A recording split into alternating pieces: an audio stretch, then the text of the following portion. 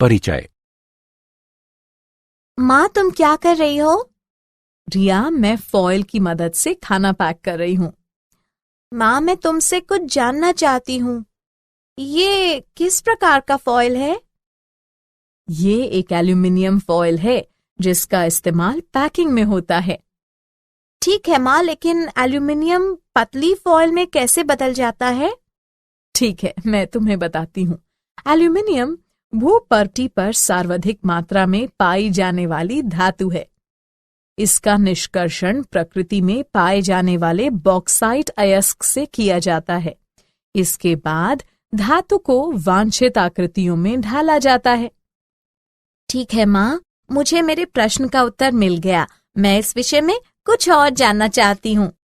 बच्चों, आज हम तत्वों के निष्कर्षण के सामान्य सिद्धांतों एवं प्रक्रमों की जानकारी प्राप्त करेंगे।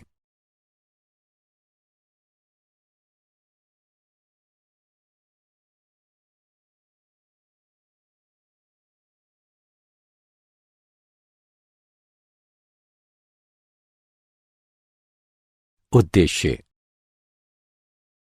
इस पाठ के अंत में आप निम्न करने में सक्षम हो जाएंगे। मूल पारिभाषिक शब्दावली को परिभाषित करना, धातुओं की उपलब्धता की जानकारी प्राप्त करना, अयस्क संघनन का वर्णन करना, संघनित अयस्क से कच्ची धातु के निष्कर्षण का विश्लेषण करना, धातु कर्म के ऊष्मागतिकी सिद्धांतों को समझना, लोहे, तांबे एवं जिंक के निष्कर्षण का विश्लेषण करना, धातु कर्म के वैद्युत रसायन सिद्धांतों को समझना, सज्जीकरण का वर्णन करना, एल्यूमिनियम, तांबे, जिंक एवं लोहे के अनुप्रयोग को समझना।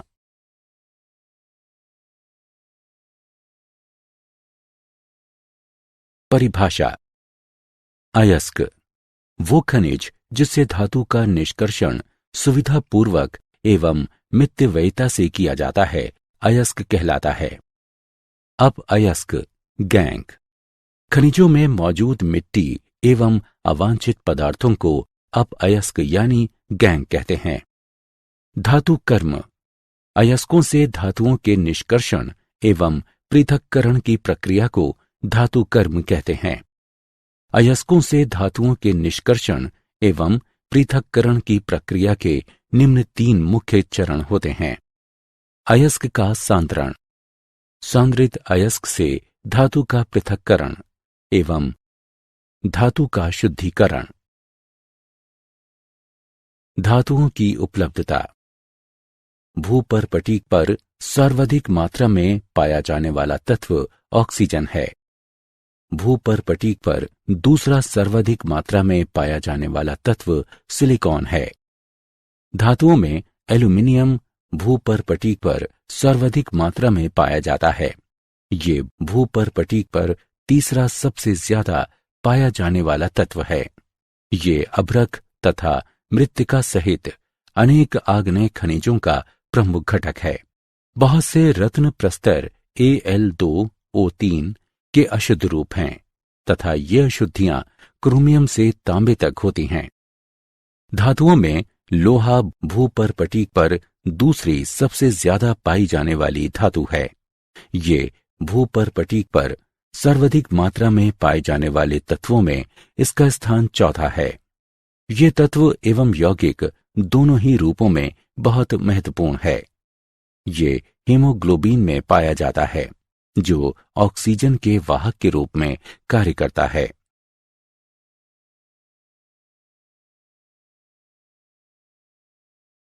अयस्कों का सांद्रण।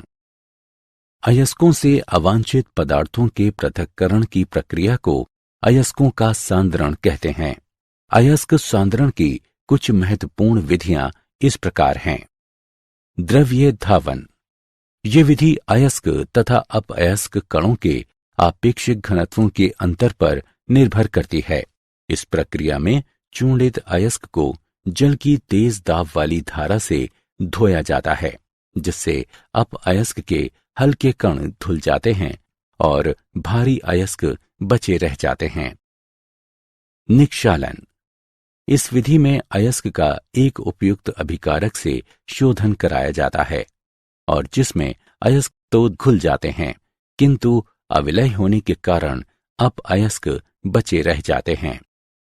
बॉक्साइट के निक्षालन से एल्यूमिना प्राप्त किया जाता है।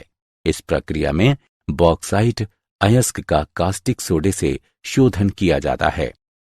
Al2O3 सांद्रित विलय में घुल जाता है और अपअयस्क बचे रह जाते हैं।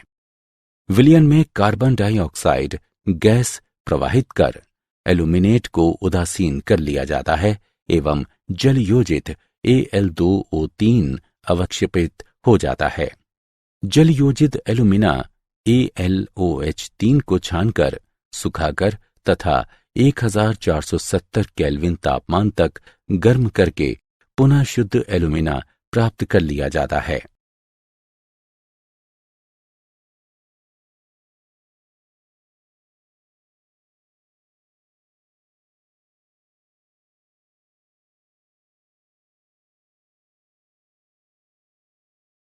चुंबकीय पृथक्करण।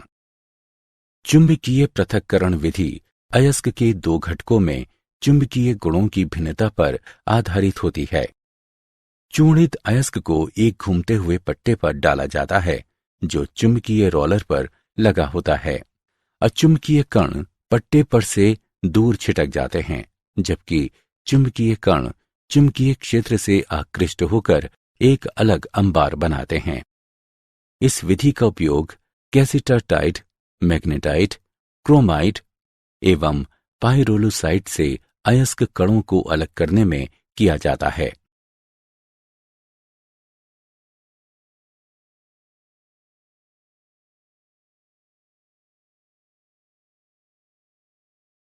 झाग प्लवन विधि।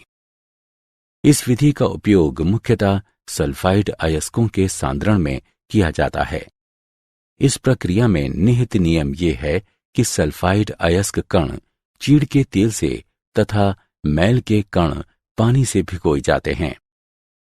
इस विधि में चूर्णित अयस्क का पानी मिलाकर घोल बना लिया जाता है। फिर इसमें चीड़ का तेल, वसा अम्ल एवं जैंथेट जैसे संग्राही तत्व मिला दिए जाते हैं। झाग को स्थिर करने वाले क्रिसॉल, एनिलीन जैसे घटक उसे स्थिर कर देते हैं। अयस्क कण तेल से तथा मैल के कण पानी से भीग जाते हैं। एक घूमता पैडल मिश्रण को हिलाता है तथा इसमें स्थित वायु को खींच लेता है। परिणाम स्वरूप झाग बनता है जिसमें अयस्क के कण एकत्रित हो जाते हैं। झाग हल्का होता है जिसे मथकर निकाल लिया जाता है। फिर इसे अयस्क के कण प्राप्त करने के लिए सुखाया जाता है। सांद्रित अयस्क से कच्ची धातु का निष्कर्षण। सांद्रित अयस्कों को अपचयन के लिए उपयुक्त प्रारूपों में परिवर्तित करना आवश्यक है। ऑक्साइड का अपचयन आसानी से हो जाता है। इस तरह सांद्रित अयस्क से धातुओं का पृथक्करण दो मुख्य चरणों में होता है, ऑक्साइड में परिवर्तन तथा ऑक्साइड का धातु में अपचयन। ऑक्साइड में परिवर्तन। सल्फाइड एवं कार्बोनेट अयस्क की तुलना में ऑक्साइड आसानी से अपचयित होते हैं। ऐसा दो विधियों से किया जाता है, निष्पापन एवं भर्जन। निष्पापन। इस प्रक्रिया में वाष्पशील पदार्थों के निष्कासन के लिए अयस्क को गर्म किया जाता है। परिणाम स्वरूप धातु ऑक्साइड शेष रह जाता है। भर्जन। इस प्रक्रिया में अयस्क को वायु की नियमित आपूर्ति के साथ धातु के गलनांक से नीचे के तापमान पर गर्म किया जाता है। सल्फाइड अयस्क को भर्जन द्वारा ऑक्साइड में परिवर्तित किया जाता है। ऑक्साइड का धातु में अपचयन। धातु ऑक्साइड को धातु में बदलने की प्रक्रिया को अपचयन कहते हैं। इस प्रक्रिया में धातु की अभिक्रियाशीलता के आधार पर एक उपयुक्त अपचायक की आवश्यकता होती है। उदाहरण के लिए कार्बन, कार्बन मोनोऑक्साइड, एल्यूमिनियम एवं मैग्नीशियम।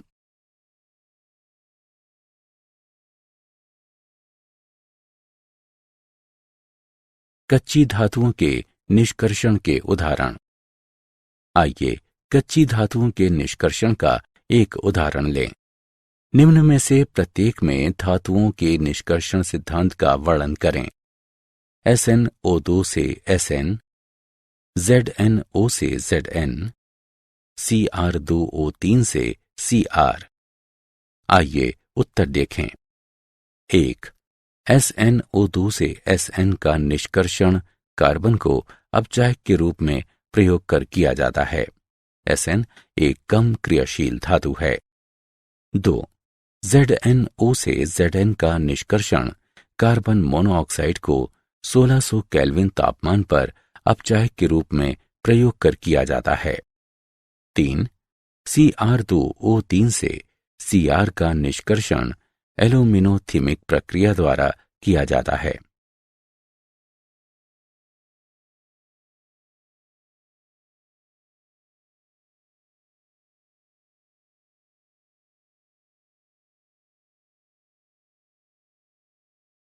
धातु कर्म के ऊष्मागतिकीय सिद्धांत। धातु कर्मीय परिवर्तनों के सिद्धांत को समझने में गिब्स ऊर्जा हमारी सहायता करती है। किसी प्रक्रम के लिए किसी विशिष्ट तापक्रम पर गिब्स ऊर्जा में परिवर्तन डेल्टा जी का वर्णन निम्न समीकरण की सहायता से किया जाता है। डेल्टा जी बराबर डेल्टा एच घटा टी डेल्टा एस, जहां डेल्टा एच एंथैल्पी में परिवर्तन है तथा डेल्टा एस एंट्रोपी में परिवर्तन है। जब डेल्टा जी का मान ऋणात्मक होगा तभी अभिक्रिया आगे बढ़ेगी। यदि किसी निकाय में दो अभिक्रियाओं के अभिकारकों तथा उत्पादों को एक साथ रखा जाए और दोनों संभव अभिक्रियाओं का परिणामी डेल्टा जी ऋणात्मक हो तो समग्र अभिक्रिया संपन्न होगी। एलिंघम आरेख। तापमान के साथ मुक्त ऊर्जा में परिवर्तनों का आरेख एलिंघम आरेख कहलाता है। यह आरेख धातुओं के अयस्कों से उनके निष्कर्षण को समझने एवं पूर्वानुमान लगाने में सहायक होते हैं। एलिंघम आरेख में रेखा की ऊंचाई ऑक्साइड की अस्थिरता को दर्शाती है। रेखा जितनी अधिक ऊंची होगी डेल्टा जी का मान उतना ही धनात्मक होगा और ऑक्साइड का बनना उतना ही कम संभव होगा। जिन धातुओं के लिए ऑक्साइड बनाने वाली मुक्त ऊर्जा अधिक ऋणात्मक होती है वे उन धातुओं का अपचयन आसानी से कर सकती हैं जिनके लिए ऑक्साइड बनाने वाली मुक्त ऊर्जा अपेक्षाकृत कम ऋणात्मक होती है।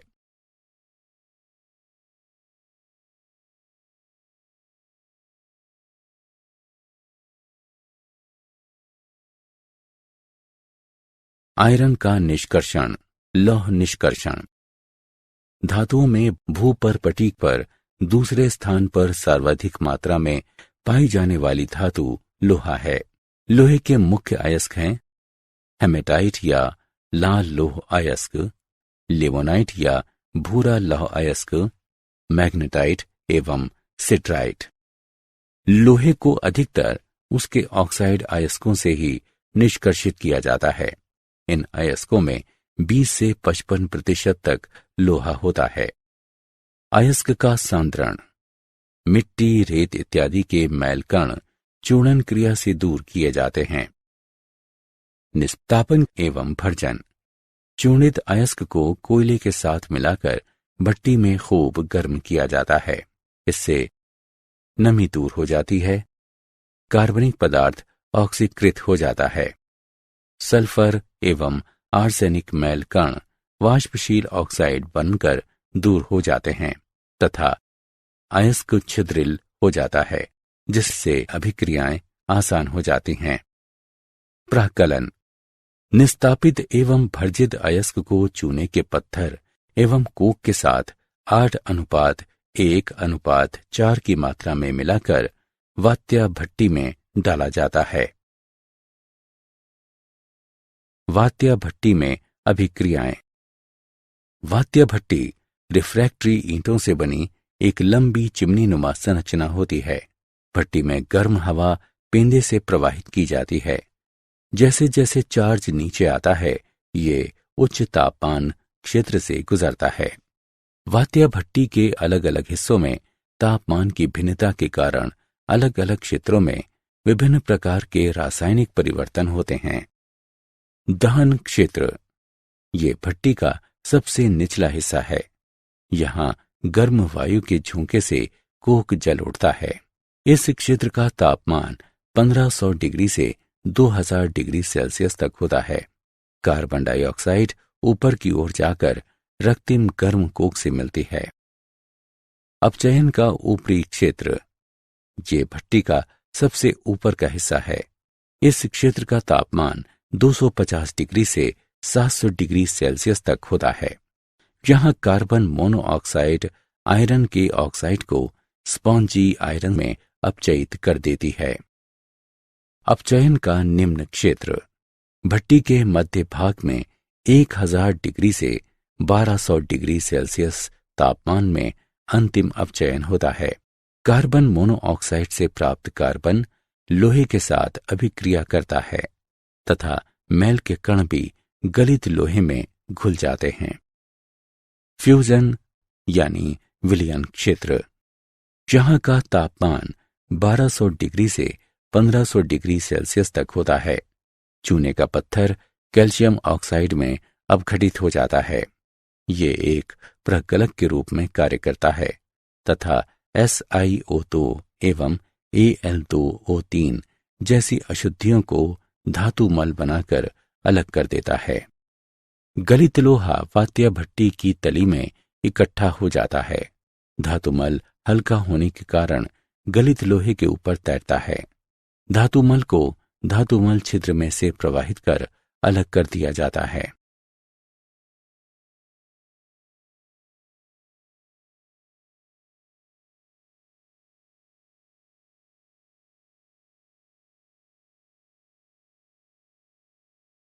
तांबे का निष्कर्षण।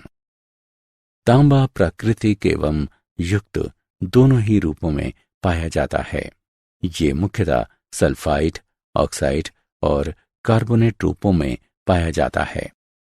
तांबे के निष्कर्षण के मुख्य चरण: सांद्रण, भर्जन, प्रकलन। सांद्रण, सल्फाइड अयस्क को बारीक चूर्ण में बदलकर झाग प्लवन विधि द्वारा सांद्रित किया जाता है। भर्जन, सांद्रित अयस्क को वायु की प्रचुर मात्रा में परावर्तनी भट्टी में भर्जित किया जाता है। प्राकलन, भर्जित अयस्क को थोड़े से कोक एवं रेत के साथ मिलाकर वायु की प्रचुर मात्रा में वाटर जैकेटेड वात्या भट्टी में गर्म किया जाता है। बचा हुआ अधिकतर आयरन सल्फाइड भी ऑक्साइड में परिवर्तित हो जाता है। ये सिलिका से अभिक्रिया करके आयरन सिलिकेट के रूप में धातुमल बनाता है। धातुमल हल्का होने के कारण गलित परत, जिसमें मुख्यतः Cu2S एवं थोड़ी मात्रा में FeS, जिसे मेटे कहते हैं, के ऊपर तैरता है। बिसेमराइजेशन, गलित मेटे को चूने के बेसिक आरेख वाले बेसेमर कन्वर्टर में डाला जाता है। रेत एवं हवा को इस मिश्रण में झोंका जाता है। FeO FeSiO3 के रूप में अलग हो जाता है। जब आयरन को पूर्ण रूप से अलग कर दिया जाता है, क्यूप्रस ऑक्साइड क्यूप्रस सल्फाइड से अभिक्रिया कर कॉपर प्रदान करता है। धात्विक कॉपर तब पिघलकर कन्वर्टर की तली की ओर बह निकलता है।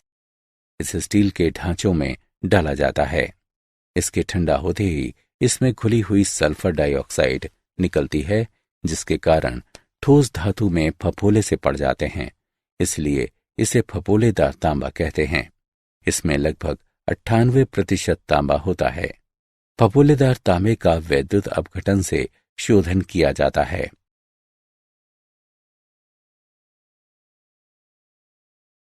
जिंक का निष्कर्षण।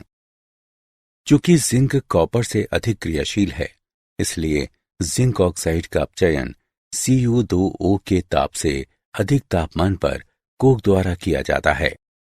तापन के लिए ऑक्साइड की कोक तथा मृदा के साथ छोटी छोटी ईंटें बनाई जाती हैं। उत्पन्न हुई कार्बन मोनोऑक्साइड भी जिंक ऑक्साइड का जिंक में अपचयन कर सकती हैं। अशुद्ध जिंक को स्पेल्टर कहते हैं।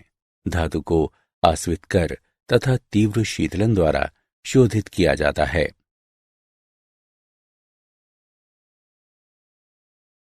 धातु कर्म के वैद्युत रासायनिक सिद्धांत।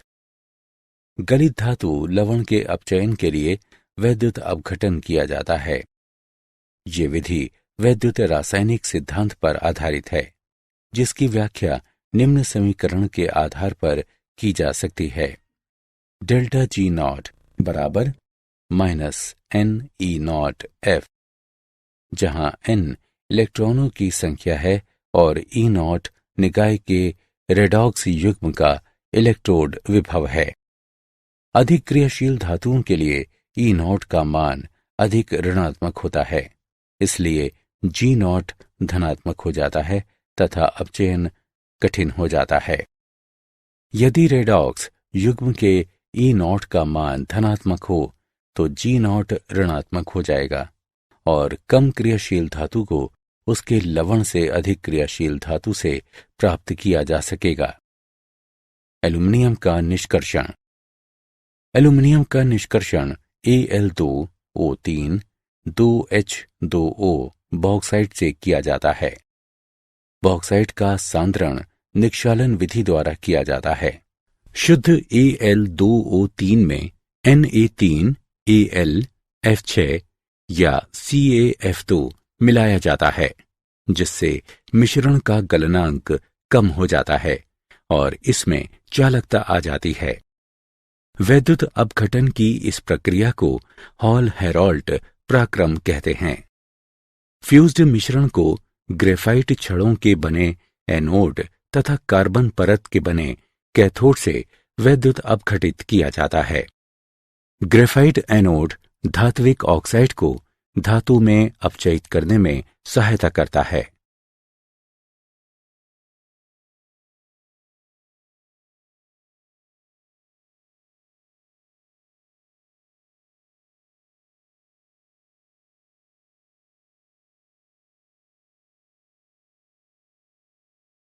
ऑक्सीकरण अपचयन। अधातुएं अपने खनिजों से वैद्युत रासायनिक ऑक्सीकरण द्वारा प्राप्त की जाती हैं। उदाहरण के लिए लवण जल के वैद्युत अपघटन से एनोड पर Cl2 प्राप्त होती है। क्लोरीन ऋण जल में उपस्थित आयन के ऑक्सीडेशन के लिए गिब्स ऊर्जा की मानक अभिक्रिया। उच्च धनात्मक मान वैद्युत अपघटन की आवश्यकता बताता है। क्लोरीन ऋण आयन के ऑक्सीडेशन के लिए 2.2 वोल्ट विद्युत वाहक बल की आवश्यकता होगी तथा N का मान 2 है। परंतु जलीय विलयन में एक और अभिक्रिया भी होती है। इस अभिक्रिया को 1.2 वोल्ट के विभवांतर से प्राप्त किया जा सकता है। इसलिए अभिक्रिया की ऊंची दर के लिए एक अधिक विभवांतर की आवश्यकता होती है।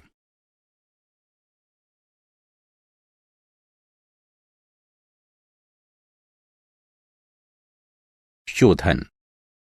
निष्कर्षण से प्राप्त धातुओं में सामान्य रूप से कुछ मैल कण मिले होते हैं। उच्च शुद्धता की धातु प्राप्त करने के लिए अनेक विधियां प्रयोग में लाई जाती हैं। ये विधियां धातु एवं उसमें उपस्थित अशुद्धियों के गुणों में अंतर पर निर्भर करती हैं। आसवन। ये विधि कम क्वथनांक वाली धातुओं के शोधन में प्रयुक्त होती है। अशुद्ध धातु को वाष्पीकृत करके शुद्ध धातु को आश्रुत के रूप में प्राप्त कर लिया जाता है। उदाहरण जिंक एवं पारा। द्राव गलन परिष्करण। इस विधि में कम गलनांक वाली धातु को पिघलाकर ढालू सतह पर बहने दिया जाता है। इस प्रकार अधिक गलनांक वाली अशुद्धियां अलग हो जाती हैं। उदाहरण के लिए टिन। वैद्युत अपघटनी शोधन। इस विधि में अशुद्ध धातु को एनोड तथा शुद्ध धातु को कैथोड बनाते हैं। उसी धातु के विलय लवण को वैद्युत अपघटक के रूप में प्रयोग करते हैं। विद्युत धारा प्रवाहित करने पर अशुद्ध धातु धात्विक आयन बनाती है जो कैथोड पर जाकर शुद्ध धातु के रूप में इकट्ठे हो जाते हैं। उदाहरण तांबा, जिंक एवं एल्यूमीनियम। मंडल परिष्करण। ये विधि इस सिद्धांत पर आधारित है कि अशुद्धियों की विलयता धातु की ठोस अवस्था की अपेक्षा गलित अवस्था में अधिक होती है। अशुद्ध धातु की छड़ के एक किनारे पर लगे वृत्ताकार गतिशील तापक की सहायता से इसे गर्म किया जाता है। मैल कण संलग्न गलित मंडल में दूसरे किनारे पर चले जाते हैं तथा शुद्ध धातु क्रिस्टलित हो जाती है। इस क्रिया को बार बार दोहराया जाता है तथा तापक को एक ही दिशा में बार बार चलाया जाता है। उदाहरण, इसका प्रयोग अर्धचालकों को शुद्ध करने में किया जाता है। वर्णलेखिकी विधियां। ये विधि शोधन के इस सिद्धांत पर आधारित है कि अधिशोधक पर मिश्रण के विभिन्न घटकों का अधिशोषण अलग अलग होता है। स्तंभ वर्णलेखिकी में Al2O3 का अधिशोषक के रूप में प्रयोग किया जाता है। पृथक किए जाने वाले मिश्रण को उपयुक्त विलायक में लेकर स्तंभ पर लगाया जाता है। कम घुलनशील घटक पहले अधिशोषित होते हैं तथा अधिक विलय घटक बाद में अधिशोषित होते हैं। ये विधि उन तत्वों के लिए उपयुक्त है जो सूक्ष्म मात्रा में पाए जाते हैं तथा जिसमें तत्व और अशुद्धियों के रासायनिक गुणों में अधिक भिन्नता नहीं पाई जाती। एल्यूमीनियम के अनुप्रयोग। एल्यूमीनियम चूर्ण का प्रयोग लोहे एवं अन्य सतहों को ढकने के लिए सिल्वर पेंट्स में किया जाता है। इसका प्रयोग ऑटोमोबाइल एवं वायुयान में प्रयुक्त होने वाली मिश्र धातु को बनाने में किया जाता है। इसका प्रयोग सिगरेट एवं कन्फेक्शनरी के आवरण पत्रा के लिए पतली पन्नी बनाने में किया जाता है। इसका प्रयोग विद्युत ट्रांसमिशन केबल बनाने में किया जाता है। इसका प्रयोग बर्तन, ट्रे, फ्रेम एवं अन्य सजावट के सामान बनाने में किया जाता है। हल्की सुचालक एवं जंग प्रतिरोधी होने के कारण इसका प्रयोग मिश्र धातु बनाने में किया जाता है। उदाहरण के लिए मैग्नीशियम, डुरालुमिन एवं एल्यूमीनियम ब्रॉन्ज।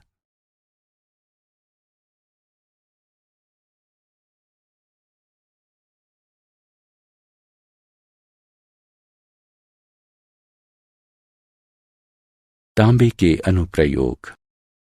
इसका प्रयोग कॉपर प्लेटिंग एवं इलेक्ट्रोटाइपिंग में किया जाता है। इसका प्रयोग विद्युत यंत्र, विद्युत केबल एवं तार बनाने में किया जाता है।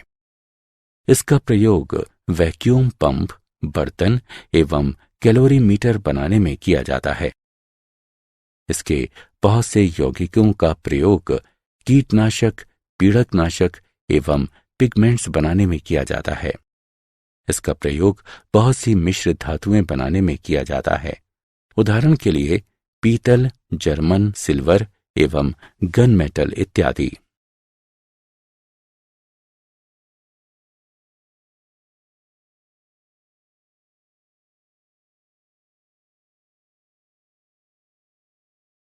जिंक के अनुप्रयोग। इसका प्रयोग शुष्क सेलों में कैथोड कंटेनर के रूप में किया जाता है। इसका प्रयोग अपचायक एजेंट के रूप में किया जाता है। इसका प्रयोग आयरन एवं स्टील के गैल्वेनाइजेशन में किया जाता है। इसका प्रयोग सोने एवं चांदी के साइनाइड प्रक्रिया द्वारा निष्कर्षण में किया जाता है। इसका प्रयोग बहुत सी मिश्र धातुएं बनाने में किया जाता है। उदाहरण के लिए पीतल, जर्मन सिल्वर इत्यादि। आयरन के अनुप्रयोग। आयरन उत्प्रेरकों का प्रयोग हैबर-बोश प्रक्रिया में अमोनिया के उत्पादन में किया जाता है। फिशर-ट्रॉप्श प्रक्रिया में इनका प्रयोग कार्बन मोनोऑक्साइड को हाइड्रोकार्बन में बदलने में किया जाता है, जिनको ईंधन एवं स्नेहक के रूप में प्रयोग करते हैं। आयरन धातु कठोर होने के साथ साथ बहुत सस्ती होती है। अधिकतर वाहन, मशीन के पुर्जे, बड़े जहाजों के हल्स, बिल्डिंग एवं मशीन के हिस्से लोहे से बने होते हैं। आयरन को अन्य धातुओं के साथ मिलाकर स्टील बनाया जाता है। स्टेनलेस स्टील का प्रयोग बिल्डिंग के हिस्से, भोजन पकाने के बर्तन, कटलरी एवं सर्जिकल यंत्रों को बनाने में किया जाता है। इसका प्रयोग वायुयान एवं वाहन बनाने में किया जाता है।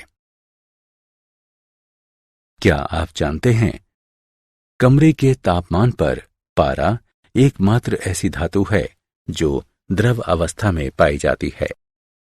कांसा, तांबे एवं टिन से मिलकर बनी एक मिश्र धातु है। इसमें तांबे की मात्रा सर्वाधिक 80 से 85% तक होती है। विश्व में 6ठे स्थान पर पाया जाने वाला तत्व लोहा है।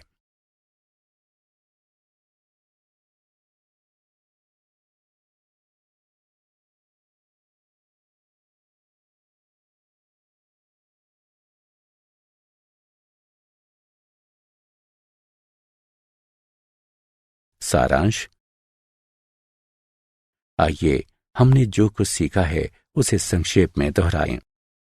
वो खनिज जिससे धातु का निष्कर्षण सरलता एवं आर्थिक सुगमता से होता है, अयस्क कहलाता है।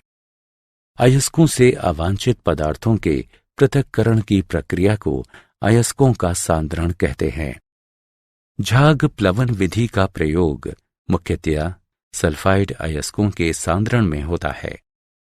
तापमान के साथ मुक्त ऊर्जा में परिवर्तनों का आरेख एलिंघम आरेख कहलाता है। गलित धातु लवण के अपचयन के लिए वैद्युत अपघटन किया जाता है। ये विधि वैद्युत रासायनिक सिद्धांत पर आधारित है। उच्च शुद्धता की धातु प्राप्त करने के लिए अनेक विधियां प्रयोग में लाई जाती हैं। ये विधियां धातु एवं उसमें उपस्थित अशुद्धियों के गुणों में अंतर पर निर्भर करती हैं। इन विधियों को शोधन कहते हैं। मंडल परिष्करण विधि इस सिद्धांत पर आधारित है कि अशुद्धियों की विलयता धातु की ठोस अवस्था की अपेक्षा गलित अवस्था में अधिक होती है। वर्णलेखिकी विधि शोधन के इस सिद्धांत पर आधारित है कि अधिशोषक पर मिश्रण के विभिन्न घटकों का अधिशोषण अलग अलग होता है।